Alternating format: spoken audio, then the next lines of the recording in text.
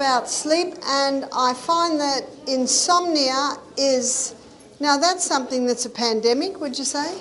Yes. Absolutely.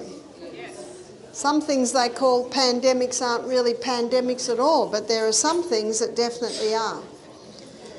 And there's always a reason. So why can't people sleep? Because as the old proverb, Proverb 26 verse 2 states, the curse causeless shall not come. So nothing happens without a reason. And so whenever there's a health problem, number one, we look at history. And often history will give an indication of why the person can't sleep. What are the symptoms? They can't sleep. And then different things are tried and we look at the response. So what I'm going to do today, I'm going to show you what happens when you sleep. And there's a tiny little gland in the base of the brain called the pineal gland. And the pineal gland releases 4 hormones every night. And in the winter, they're released between 9 p.m. and 2 a.m. But we've got summertime at the moment. So it's between 10 p.m. and 3 a.m. So what are these hormones and how come they're only released in that time? It's to do with the circadian rhythm. You've heard of the circadian rhythm? And our circadian rhythm is basically set by light and dark signal exposure in the eyes, the moon, the tides. It all has to do with this. Light and dark signals are fed through the optic nerve to a control centre in the brain where the body clock is situated. And the body clock communicates with the pineal gland. And that's why it is released at these times. What are these hormones?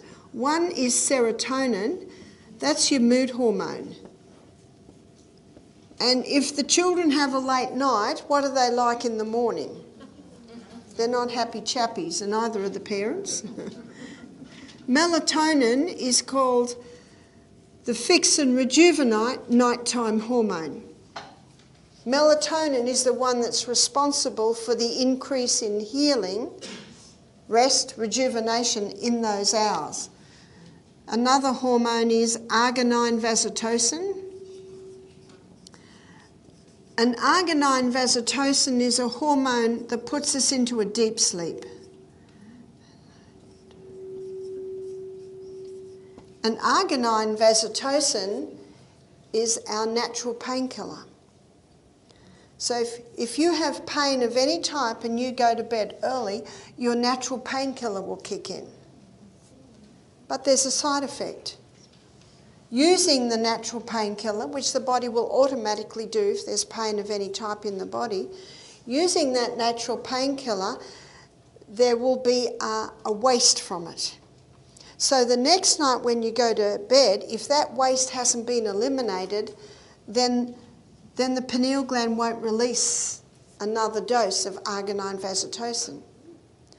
But if you exercise in the day, if you do that high intensity interval training in the day, you will always get a perspiration built happening, and that's releasing the waste.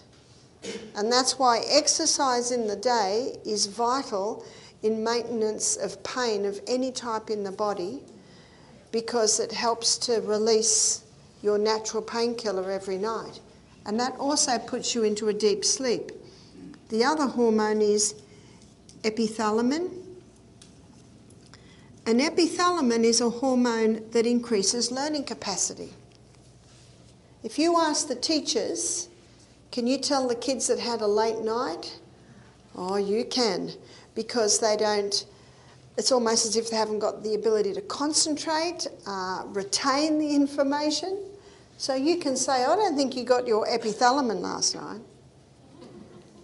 And as you'll find on Saturday morning, or Saturday afternoon at 2 o'clock when we look at the mind, we should be learning new things right up until the day we die. And one of the reasons brains deteriorate is because they stop being challenged and they stop learning new things. So to increase your ability to learn and retain, go to bed early and get your epithalamin. Epithalamin also slows down aging. If you have a look, well, don't have a close look at some of the rock stars from the 60s. From a distance they might have brown hair and they might be slender, but look up close and they have aged incredibly. Why do I mention rock stars? Because what time do rock stars usually go to sleep? Not till incredibly late.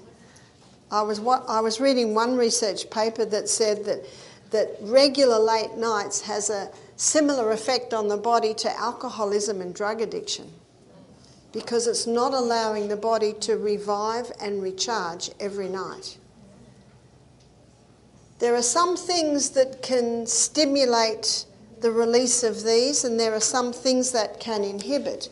And we're going to look at Sustain Me, and I'm going to show you how the basic principles of Sustain Me, these laws of health, how they can influence sleep. Sunshine. How does sunshine affect the release of the pineal gland secretions at night? Well, it's light and dark signals that are fed through the optic nerve that communicate with the pineal gland that help to balance your circadian rhythm. And I first learnt this when it was probably about 4 years ago. I was running a program at Wildwood Health Retreat, and I flew in on, I think it was the Saturday night. I slept, but I hadn't had much sleep on the way. And then I had to consult with 25 people. I was able to consult with about 20 the first day and then the rest the next day. And that night, I didn't get to sleep till 3 a.m. with the jet lag. And what stops sleep is getting annoyed with the fact that you can't sleep. Everyone knows that. So the tendency is to go, this is ridiculous, I've got to sleep, I've got a huge day. Does that put you to sleep? No, that'll never put you to sleep. So the best thing to do if you can't sleep in the night is to lie there and thank God that you can't sleep. Thank you, Father, that I can't sleep. Now I can talk to you. In 1 Thessalonians 5:18, the Bible says, in everything give thanks. For this is the will of God in Christ Jesus concerning you. And also, what I find will stop sleep is getting into the chat room. You know the chat room? Now I'm going to do this, and I'll go over here, and I've got to do this, and I'll put this over there, and I'm going to make it chat, chat, chat, chat, chat, chat, chat, chat, chat, chat. I've got a terrible chat room. I usually have a nap in the afternoon to give me energy for this evening, and the only way I can sleep is to read a book. And as soon as I start to drop off, I quickly put the back down, and I can often escape the chat room. So you've got to get out of the chat room, because if you get in the chat room, you'll never sleep. So how do you get out of the chat room? So I'm a solution person, so my chat room can go to 100 miles an hour. So I have to read, or if I'm awake in the night, I'll start to go through the memory verses. One of the things I love to do is memorise. And probably the largest piece I've memorised is James chapter 1. It's 27 verses. So I'll usually go through that. And then in the morning I think back and I think I got to verse 13. Let no man say when he is tempted, I am tempted of God, for God cannot be tempted with evil, neither tempt ye any man. That's verse 13. So by the morning I'll think, I got to there. That gets me out of the chat room because I've got to concentrate on the next word. One lady said she lies there and she thinks of someone in her life that she always just loved being with. Maybe it was the great aunt, maybe it was a grandmother, and she had the most beautiful garden, and I loved this meal. See that? You're starting to think about that. One lady said, and Adriana Huffington, she wrote a book on the science of sleep, she said, lie there and be thankful. Thank you so much. Thank you so much that I'm not in a Siberian work camp and I've only got a piece of newspaper for a blanket. Thank you so much that I'm in a comfortable bed. Thank. And people say to me, How can you stand being away from home for so long? Do you know what I do? I love where I am. It's a choice. You just love where you are. I love the people that I'm meeting. I'm in a nice room. You're just thankful. It's a powerful thing. That's why God said, in everything give thanks. For this is the will of God in Christ Jesus concerning you. For God knew that it would help your brain if you were to be thankful. So there's some of the things that you can do to get out of the chat room and help yourself get into sleep. My son James said that what he does, he just lies there saying, don't think, don't think, don't think, don't think, don't think, don't think. He said that puts him to sleep. And my son Peter, when he was about 15, he had a theory too. He said, I just stare at my eyelids. He reckons that puts him to sleep. So you can see what I mean. You've got to acknowledge there is a chat room and you've got to get out of that chat room. Whatever it takes. And being thankful stops you being annoyed, because if you get annoyed, you will never sleep. It is hard. It takes discipline. It takes discipline, but you can do it. Remember, you will get better at it. And so this night, when I didn't get to sleep till 3 in the morning, I finally got to sleep and then woke up with a start. It was 7:30 and I was supposed to having breakfast at 7. And then through the day, I was sitting in the consultation room and one of the guests was taking a while. And the sun was coming in the glass windows behind me, but it was open, so it was screened. So I turned around and I just let the sun go on my face. Do you know, that night I slept? And that's when I realised that the best prevention for jet lag I have found, and also to help you sleep in the day, is let your eyes have sun. Now, we can never look at the full sun, but what you can do is you can close your eyes and put your face up towards the sun, and the sun's rays will go through your eyelids and that will go into the pathways and connect with your pineal gland. So that was probably about, 4 or 5 years ago. Ever since then, whenever I travel, I make sure I sit in the sun. And I remember when I had a new grandbaby, I just went outside in the sun with her on my knee. And just being outside, not actually looking at the sun, but just letting the sun touch your face, those rays go in and they reset your body clock. And Dr. Neil Nedley, he found that people who... he found about 80% of people who had depression, their circadian rhythm was out. And we can reset our circadian rhythm by being exposed to the first hour of light in a day. And how many people that get depressed, or who are depressed, go to bed late and get up late, and they miss that first hour of light in a day, and that resets that circadian rhythm. So sunshine in the day helps to reset the circadian rhythm. Use of water. Our pineal gland needs a full hydration to be able to produce and release those hormones at night. Sleep. To get those hormones, we have to be in bed by 9 winter, 10 summer. Now, if you want to be in bed by 9, you've got to start planning for that at 7. Isn't that true? Yeah. If you want to be in bed by 9, you can't start thinking about it at 5 to 9. So my daughter-in-law, Arana, she likes her 2 little ones, when I was minding them, 4 and 6. She wants them in bed by 6:30. And I found the only way to do it is to start at 4:30. Start winding them down, and you're heading there, you're heading that. And I used to watch the way she did it. And she would give them something light to eat at 5. And then by 5:30, they're in the bath. And then by 6, they're into the bedroom and changing and choosing their books and reading the story. And the blinds are pulled down so it's dark. And they're in bed by 6:30. So you got to do it to you. Start winding down. Start winding down. You got your mind towards you going to bed there. One lady who went to bed at midnight every night, she started to go to bed at 11:30 every night. And a week later, she started to go to bed 11 every night. And then a week later, she went to... Can you see what she did? Little by little by little, she trained her body back into sleep.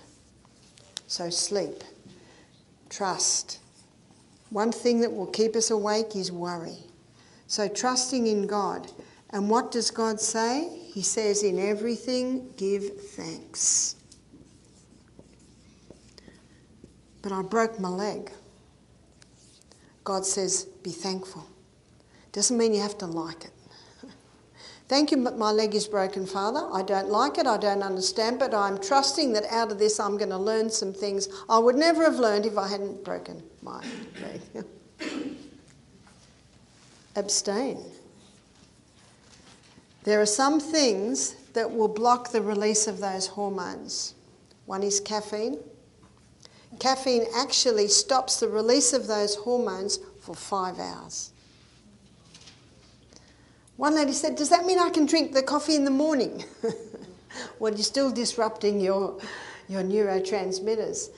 Having alcohol at night, it drops the production of those hormones by 41%.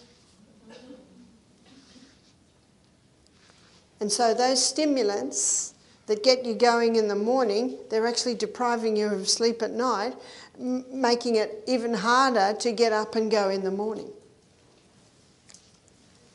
Inhale. A great way to get to sleep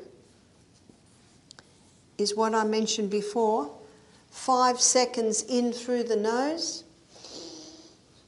hold for 3 seconds, and then 5 seconds out. In fact, tonight when you go to bed, try it 10 times. And often, in the morning you'll think back, now how did I get to 8? If you got to 10 and you're still not asleep, do another 10. Because remember what the low sleep breathing does? It stimulates your parasympathetic nervous system. And your parasympathetic nervous system is your peace. It's a calmer. It's a calmer. Nutrition. When we have our largest meal at the end of the day, it's not easy to sleep.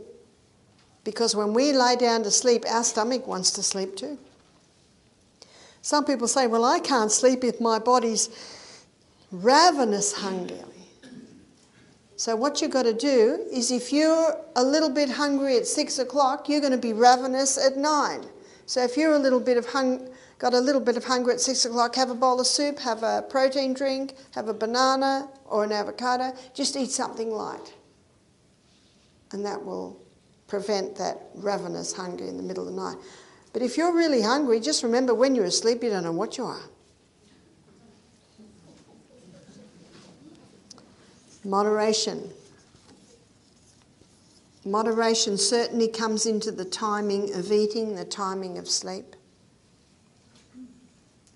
Exercise. Ecclesiastes, I think it's Ecclesiastes 5:12 says, the sleep of a labouring man is sweet. When we're physically exhausted, we sleep better. Many people today are having trouble with sleep because they're not physically exhausted because their bodies have hardly done anything through the day. That's why the high intensity interval training, don't do it before you go to sleep because it'll wake you up. The best time is early in the morning. It was probably about 5 years ago now. No, it was 4 years ago because my little granddaughter was just born and she's just turned 4. I was in Sheffield, London, and the plane was a little delayed, so I always go to the bookshelf, the bookshop. I love reading. And I bought a book called Why We Sleep by Dr. Matthew Walker, and this book opened my eyes on sleep.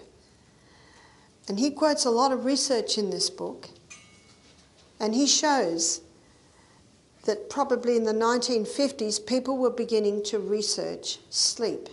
And they first of all wired up rats to see how they sleep, and they found that rats did 90-minute cycles through the night. And some cycles, the eyes were moving rapidly. They're asleep, but the eyes are moving rapidly. And what the electrodes showed is that when the eyes were moving rapidly, the brain was very active. And then there were times when the eyes were still, and then the brain was relatively still. So they called the rapid time rapid eye movement, and the slow time non-rapid eye movement. So let's have a look at what they found happens. So in non-rapid eye movement time, there's a Courier system. What's the Courier system? At the back, in the base of your brain, there's your hippocampus. And your hippocampus is your short-term memory unit. So everything that's happening through the day has gone into your short-term memory unit. But when you lie down to sleep at night, there's a Courier system that takes those memories and takes them up to the cortex, which is the top part of the brain. And that's your long-term storage unit. So that's the Courier service. Now that happens in non-rapid eye movement time. The other thing that happens in non-rapid eye movement time is there's a cleaning system. And what they discovered was that it appears at this time the brain cells shrink up a little bit, which allows more fluid to flow in and around the nerve cells, and little cells called glial cells. It's the glymphatic system. These glial cells come and clean up. So what's getting cleaned up in the brain? Waste from neuronal activity, waste from the combustion of oxygen and glucose at the cell, but something else, and that is negative emotions. And on Saturday afternoon, when I look at rewiring the brain, I'll show you how when we forgive people who have ever hurt us in our life and go to bed early, glial cells are stimulated to even clean that up in the brain. It's quite an amazing process. In rapid eye movement time, a filing system happens. What I found interesting is Dr. Matthew Walker is an atheist. And when he studied this filing system of all our memories, he said it's almost as if sleep has an intelligence. This is the atheist. And if I talked to him, I would say, he does, mate. It's called a creator God. Because when the filing of all our memories happens, it's not just haphazard. There's an order. There's an order of how everything's filed. Isn't that incredible? What an amazing brain we have. And this, where dreaming plays a role. It appears that our dreams, and I'm sure you'll agree with me, we have some crazy dreams.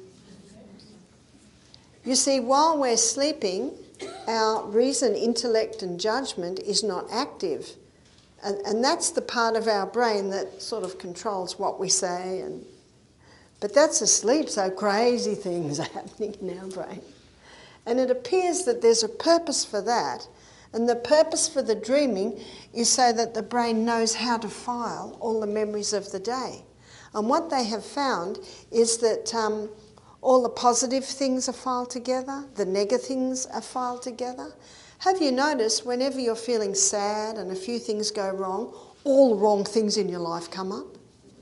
And have you noticed when everything's going just wonderful, all the wonderful things in your life start to come up? In fact, there's a saying that the nerve cells that lie together fire together. You might have heard that saying. Well, the common saying is birds of a feather stick together, and you could almost apply that to the way that the brain files all our memories of the day. It's in the dreaming time and in the filing time, in rapid eye movement time, that a consolidation of all the things that we've learnt through the day is confirmed. See, this is particularly important for students. And I have to tell you, we should ever be students, always learning. It's in rapid eye movement time that our inventions happen. I'm the daughter of an inventor, and I'm the sister of an inventor as well. My father and my brother, they're both inventors. My brother still today is inventing prostheses for medicine. He was the inventor of smart card. My brother's an inventor. And it's in rapid eye movement time where the inventions take place. So let's have a look at how these work together in the night. So they work in shifts, you could say, of 90 minutes. Dr. Matthew Walker, after all the research that he did on sleep, he came to the conclusions that we must have 8 hours sleep a night. 8 hours sleep a night to allow everything that really God designed to happen while we sleep to happen. And so you've got a choice. You can go to bed at 8. Sorry, you can't get to bed at 8 to 9. And wake up at 4. We'll try for 9. Wake up at 5. 9:30, wake up at 5:30. Probably that's my most common. At a stretch, you could get to bed at 10, wake up at 6. So let's go for the 9 to 5 and look at how these work together. So from 9 p.m. to 10:30, that's our first shift of 90 minutes. So in that time, non-rapid eye movement, it takes up 80% of the activity, whereas rapid eye movement, it's fairly dormant at that time, only taking 20%. From 10:30 to 12, midnight, 60% rapid eye movement and 60% non-rapid, 40% rapid. So the next shift is 12 midnight to 1:30. So in that time, it's about 50-50. 50 non-rapid eye movement, 50 rapid eye movement. 1:30 to 3. So 1:30 to 3 a.m., 40% non-rapid and 60% rapid eye movement. And then the last 2 hours, that's 3 to 5, it's 20% non-rapid eye movement and 80% rapid eye movement. They did this on rats. In fact, some of the researchers even did it on their little children, wired them up while they slept. And then, of course, they had a lot of people that volunteered, and so it was quite extensive, the research. And that all started in the 1950s, where they just started to see there were these cycles in the night. So what's happening if someone gets to bed at midnight? And are they getting everything if they go to bed at midnight and get up at 8 a.m? Isn't that 8 hours? Yes, it is. But you're missing out on the pineal gland secretions. And when one goes to bed at midnight, can you see that the cleaning system isn't going to be fulfilled? Can you see that the courier service isn't going to be fulfilled? In fact, a person can wake up and they can still have some of yesterday's memories in their short-term memory unit. Matthew Walker was surprised at the results of the research he did and the research he looked at many other people. And he came to the conclusion, 8 hours. Now, some people have looked at this and felt very discouraged because they're not getting 8 hours. Well, the good news is you can start to plan towards 8 hours. And if you're only getting 5 hours of sleep a night, be very thankful. Be very thankful for those 5 hours, because if you're very thankful for that 5 hours, it relaxes your brain and your body, and you can start working towards getting a little bit more. You start working towards it. When I read this book, I used to get 6 hours sleep a night. I used to think, since I turned 50, I seem to go well on 6 hours sleep a night. But the problem with 6 hours sleep a night is you feel okay. But it's a great deception. In fact, what Dr. Matthew Walker found that 10 nights of 6 hours sleep a night, 50% less cognitive performance, 50% less physical performance. And how many people blame poor old age? Can you say that one more time about the percent of just the last two sentences? 10 nights of 6 hours sleep a night, 50% less cognitive performance, 50% less physical performance. Yes? What about people that work at night? What about people that work at night? Someone's got to work at night. What about people that work at night? Ideally, if you have to work at night, try and do it as least as possible. In fact, if it's spread out, it can be done as least as possible. And I know with my long flights to Australia and from Australia to here, I noticed that the flight attendants do shift work. They'll have a few, and the pilots do shift work too. So there's period of times where they're getting sleep, period of times where they're not. So you do it as least as possible. And if someone, you see, we had, have you heard of Botany Bay? Botany Bay is just south of Australia's main airport in Sydney. And Sydney's airport, the runways go right out into the sea.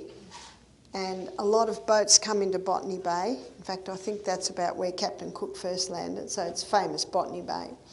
And he was the mariner that brought the ships in and out of Botany Bay. And so he was awake all night. And when he heard this, he thought, whoa, what am I going to do? So I said to him, this is what I would do. When I get home in the morning, say he has a shift that starts at 11 and he gets home at 7 a.m. in the morning, I said to him I would go straight to bed then. And I would have 4 hours sleep then. And then I would get up, then I would do my exercise, then I'd have my main meal, and I would get my sun on my face and function through the day. And then if you're going to have to be at work by 11, then do another 4 hours in the early evening up to 11, and try doing it that way. And also exercise. Do the exercise in the day. And many people, when they do night shift, they come home and have a meal and then go to bed. Don't do that. I said have a meal in the middle of your shift, in the middle of the night, and when you come home. So you can see that you can actually implement this in a way that it can help you get the most out of, because someone has to do shift work. But ideally, as least as possible. And the last time I saw the man, he said to me, I've retired. I said, that is good. And definitely on the days off, implement as much as possible this.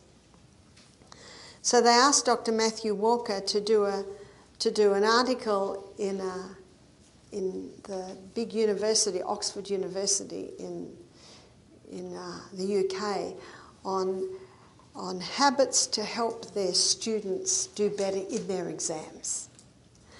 So what he did was he showed how the stimulants have to stop. How many students are living on coffee? How many students are sometimes all night studying?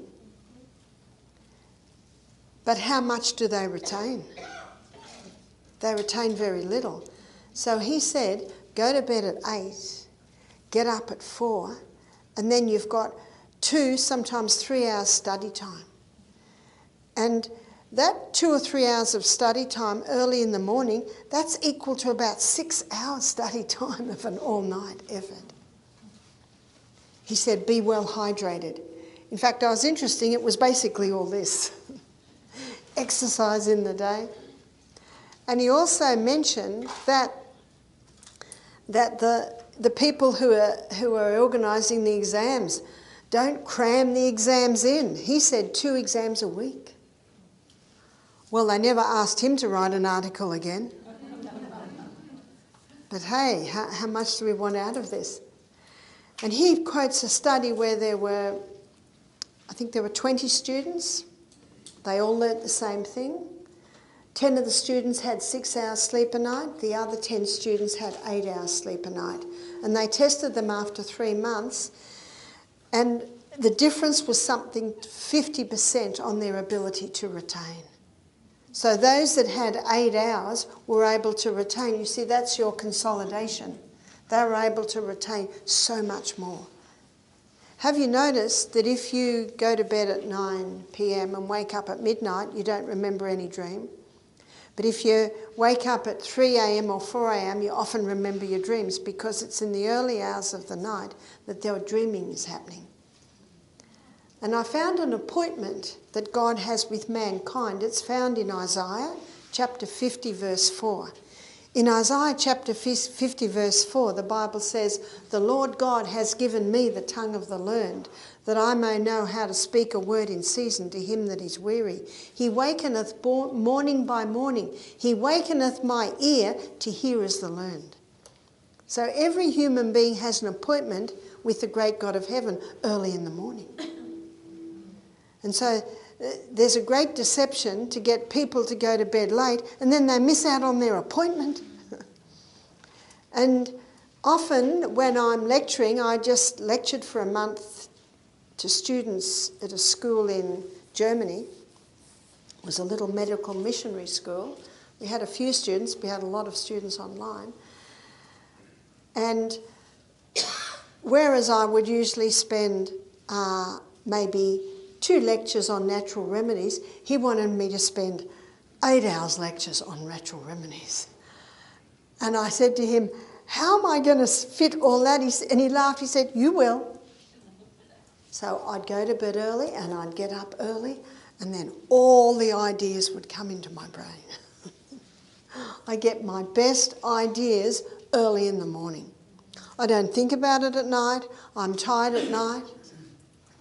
And if I stress and think, but I haven't done any prep, I don't know what, then I won't sleep. There's the chat room, chat. So I've got this book. I always read, I love reading true stories. So when I'm in the airport, I often look for true stories, and they're the books that I read to put me to sleep. I love autobiographies. I love hearing of people's lives. I love hearing how they coped. I love hearing how they dealt with certain situations. So I read a lot. I just read a book, I think about 6 months ago, The Midwife of Auschwitz. That was incredible, absolutely incredible. And yeah, there are a lot of bad things happen, but I love to read of human endurance. And this midwife, she delivered 3,000 babies in 2 years and did not lose a baby. Isn't that incredible? Didn't lose one baby. So you know what I think, what's happening in these hospitals? Did you know that the death rate of children is highest in America than any other country? Isn't that incredible? And there are a few factors that are coming in. Sometimes, well, a lot of problems happen with birth because of intervention. Intervention. That's why I had quite a few of my babies at home, and my daughters had their babies at home. And my son Peter just delivered his wife's 3rd baby at home. Very nice. Intervention and fear. Now, the babies did not live long because of the incredible malnutrition and the conditions there, but I just love reading stories of human endurance. And so I read stories of, and they're the stories that take my mind out of my chat room and get me to sleep. So what you'll find out on Saturday afternoon is we can rewire our brain. We can train ourselves back into sleep. If you can't sleep, you're not going to sleep straight away. You're going to have to train yourself back into sleep, yes? How does needing to use the facilities during the night affect all this? Okay, how does having to get up to urinate through the night? Well, what I do is I drink most of my water before lunch and most of my water before breakfast. So I would drink 850 ml, so that's what, 3/4 of a quart before breakfast, but little by little over the time, and the same thing at lunch, little by little over time. And then in the afternoon I would drink maybe 2 glasses between lunch and when I go to bed. So you see, I've greatly reduced my afternoon intake of water, and I find that usually I only have to get up at once to urinate. Some people can drink 16 ounces of water and go to bed and sleep 8 hours. So it's getting to know your bladder, getting to know what your bladder can do. So I plan my water. And when a person is chronically dehydrated, they lose the thirst signal. So thirst is not a good guide. And often when a person's chronically dehydrated, they can have too much saliva in the mouth. So we've really got to use our brains and have a look at, I need to drink, so I'm going to drink here. Now, if a person's well hydrated and then they don't drink for several hours, they can get a thirst signal. And that thirst signal is almost to a crisis. So you've got to get that water when you know, yes, you should drink water. I find that some people say if they get up to urinate in the night, then they can't get back to sleep. Well, then you can train yourself to get out of the chat room. Then you assess, so why can't you sleep?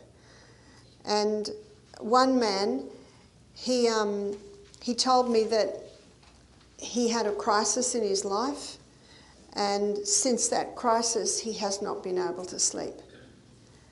And the other thing that can help is use cognitive behavioural therapy. And if a person says, I can't sleep, I can never sleep, and they're saying this to me, I say to them, don't say that again. Because when you keep saying, I can't sleep, I haven't slept for years, guess what? You won't sleep. Because the body's hearing this, and you know what it says? Oh, we can't sleep. Cognitive behavioural therapy is actually changing the way you say it and you think it. And there's an old saying, and it sounds like a flippant saying, fake it till you make it. Because when you start to say to your body, I haven't got a good record of sleep, but I think I'll change this. I'm going to start sleeping. Now, you might not sleep the first night, but you stay on that round and you start to talk yourself back into sleep. One lady who wrote to me and said, I can't sleep, and I can't function because I can't sleep. So what are you going to do? What are you going to do? This isn't working. And what's the definition of insanity? We've got to do what you've always done, expect different results. So we've got to change this. Dr. Matthew Walker said, sleeping tablets do not help. Sleeping tablets do not give you quality of sleep. So sleeping tablets aren't really the answer. And so implementing these Sustain Me, that's your first step to starting to get into a better sleep. And also have a look at your bedroom. How long since your quilt and your pillows saw the sun? I love sleeping with natural fibre around me because natural fibre breathes. So cotton sheets. Have you noticed when you buy a pillow today, it's got a date on it? In Australia they do. Because many pillows are unhealthy. Why are they unhealthy? Because we lose moisture in the night. So if moisture goes into your pillow and it doesn't get fresh air or sunlight, and the next night your warm body lays on that pillow, and it's your warm body, what's it going to do to the moisture in the pillow? That's mould, especially feather pillows. Feather pillows should be washed, and feather pillows should be in the sun, ideally every few months.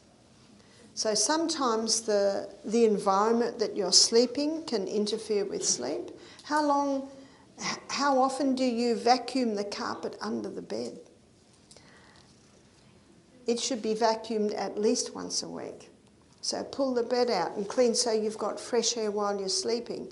Here's another thing that a lot of people don't realise, that the screen in your bedroom, I'd like you to get a white cloth, wet it, and then wipe your screen Often it's black. Especially if you're living in a dusty area, those screens really should be washed every week. If you're not in a dusty area, you can probably get away with washing your screen every few months. But when you see the black on your screen, so that's interfering with the fresh air coming in through your window. Also, if there's a lot of trees just outside your window, that can interfere with fresh air coming into your window. So these are all areas to be mindful of so that you've got fresh air while you're sleeping, so that you sleep well. Also technology, that can interfere with sleep. Some people sleep with a literal Christmas tree of lights around them. 80% of Americans sleep with their phones. So the technology should be out of the bedroom.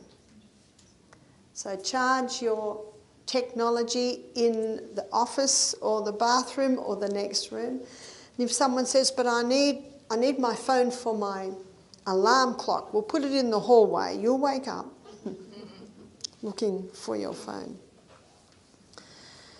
So it's looking at every area that could interfere with the sleep. So the abstain technology while you're sleeping must be out. My brother-in-law, he gathers all the children's devices and charges them in his office overnight. And that will help your children to sleep better. Yes? What about taking melatonin? What about taking melatonin? There are some things that you can take that help with sleep. And one is melatonin. Dr. Neil Nedley, in his book Proof Positive, he mentions melatonin, but he also mentions that it hasn't been around long enough to know what the side effects are. Hasn't been around long enough to know if you take melatonin every night, does that mean your body stops making its own melatonin? But it can help with some people, and maybe it can be like a halfway stop when someone's coming off sleeping tablets, that they might try that. One lady said that valerian made a huge difference for her son. Oh, that stings so bad. And because it is not a very pleasant tea, I think that's an E. Because it's not a very pleasant tea, taking it in capsule form or in tablet form can be an easy way to do it. But you see, it's a mild sedative, it's a mild tranquilizer. And her teenage son, and when I investigated as to the teenage son, he was on technology till midnight every night. So when you're watching this technology and then turn it off and go to sleep, can you sleep? No, that's why you've got to start winding down. Have soft lights, and ideally, if you're going to watch anything of an evening, make it on the television. It's the close-up screens that are the worst. See, the sunshine has blue light, and on our retina we've got receptor sites for blue light, and that blue light helps our brain function, also helps with, of course, the resetting the body clock. And devices have blue light, but it's not the same frequency as the sunlight. But it's similar enough so that if you look at your phone in the middle of the night, that blue light gives a message to the brain that says, wake up, daytime. So the worst thing you can do if you can't sleep is look at your phone. So get the phone out of the bedroom. Because I live in Australia, so Australia right now is probably about, trying to think what time it would be, I don't know, about the middle of the day, I think, in Australia now. Just guessing, I'm not quite sure. Australia wakes up probably our 4 o'clock in the afternoon. So because I live in Australia and I've got WhatsApp and all my family's on WhatsApp, I put my phone on silent every night. Otherwise, in the other room, I hear bing, bing, bing. And of course, when you hear bing, what do we want to do? We want to go and have a look. So put it on silent and and charge them in the next room. It's very important to have rules in the home. So on Friday I'm going to talk about feeding babies and child nutrition, and it's very important that we have rules, otherwise the children will never eat what you want them to eat. But there must be rules about technology. So a lot of our kids are getting depression. It's alarming the amount that are getting depression, and sometimes it's lack of sleep and too much time on technology. So there must be rules in the home regarding technology. And one parent might say, but they bought it with their money. And I say, okay, but it's your home. And one lady, she was having so much trouble. When the kids went to school, she got the computer and the television, put them in the car, and went and put them in the neighbour's shed. And she was having so much trouble with her teenage son. When he fell asleep, she went and took the phone there. But ideally, we have a relationship with our children so that we can have the rules in the home. So safeguarding your children's mental health, the technology should not be in the bedroom. One mother said to me, I homeschool my children, we live out in the bush, grow all our veggies, and my 14-year-old son is addicted to pornography. You see, he was such a good kid, they trusted him. Well, it's good that he's a good kid, but there are so many things out there that can easily deceive and entice. So that's why I say, if there's technology, have it in the lounge room where you are. And of course there are blocks that you can have on those devices, but I tell you, these kids are so savvy with technology, they can usually break into those. But for mental health, we need to sleep. For our kids' mental health, they need to sleep. It's called the silent killer. One lady said, my son, he can't sleep. So I said, how old is he? 11. What time does he go to bed? Oh yeah, we put him to bed at 8:30 at night. When does he wake? 11 o'clock. What does he do? Games. He'll play games till 2 o'clock. I said, first step, get rid of the games, get rid of the technology. Well, what'll he do? He's in the habit of waking. I said, get him a really boring book and a soft light. Maybe the life habits of the Australian platypus. Something that's not terribly exciting. How to grow vegetables, I don't know. And that will slowly put him to sleep, and you can get him out of that. And another lady told me that her mother couldn't sleep, and it was the same thing. She couldn't sleep, so she went on the technology. So if you want to get your body back into sleep, the technology has to be put away. I used to do all my emails of an evening, and after reading the book Why We Sleep, I don't do my emails of an evening now. When the sun sets, my technology gets shut. It's a real temptation at the moment because Australia's awake right now. So I can talk to them in the afternoon. Do you know the television is not as bad as the close? So the computer, the iPad, the phones, they're the worst because it's got our whole view. Whereas with a television screen, our brain still knows that the sun is setting. But ideally, that if television is watched, it's not a horror movie, it's not something graphic and big, it's something, maybe a documentary might be watched of an evening, but but ideally that gets shut down at least an hour before you're going to go to sleep. But you can also see what will help and what won't. You're the doctor there, you can see what will work. But if you haven't been able to sleep for a long, long time, it's going to take a little while to train back into sleep. And there's one other aspect, and that is hormones, which we're going to look on Friday night. Sometimes a hormonal imbalance can disrupt sleep. And I've seen a few menopausal women, when they started to apply the Anna's Wild Yam cream, which is the hormone balancing cream, they were able to start sleeping. For some that helps, for some it doesn't make a huge difference. But what you do is you try everything possible that will help sleep, especially when you realise what it's going to do for you.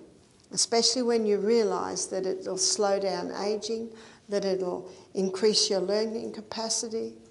Yes?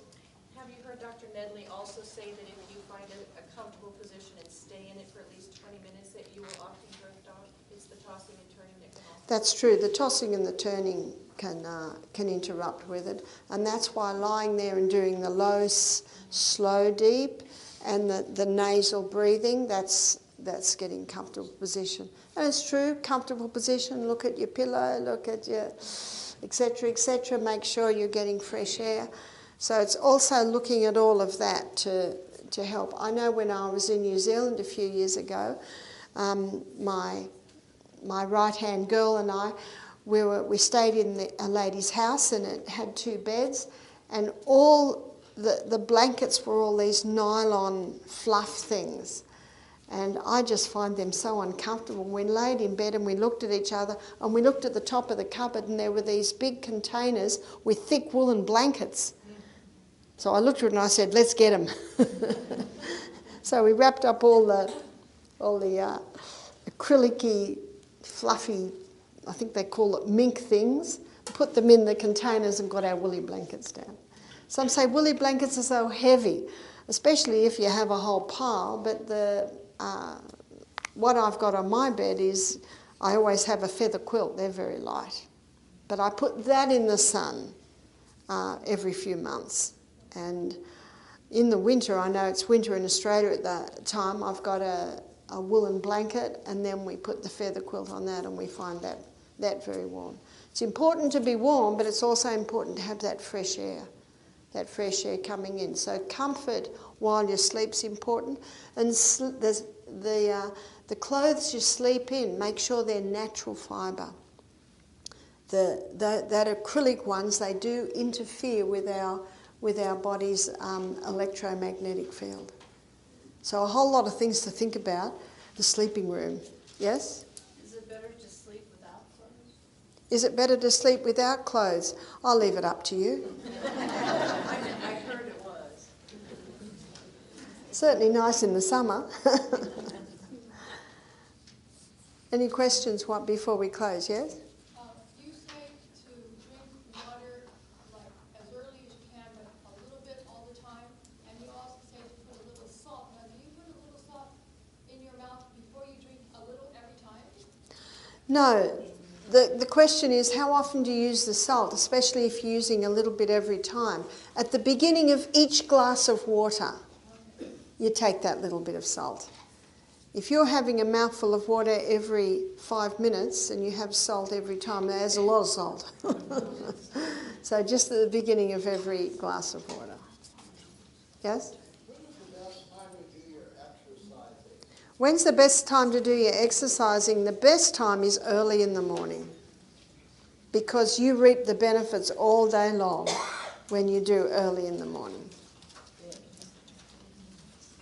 Yes? So if you don't have a problem sleeping and you're watching TV or using a phone right before you go to bed, even though I can still go to bed and go right to sleep, it's still affecting us, is that correct? It is. That's why you do it as little as possible. Yes? So you work night shifts. What happens when your pineal gland is not being activated at that time? Because you're working. Yeah, if you're awake and the lights are on, the pineal gland doesn't release those hormones. That's the scary thing. And it doesn't affect a person when it happens once, but then day after week after week after month, what they find is the person ages very quickly. And I think I mentioned earlier, they're finding those continual late nights, it depletes the body. And the person ages very quickly. Well, I think time's up. I'll hand it over to Michelle. Thank you.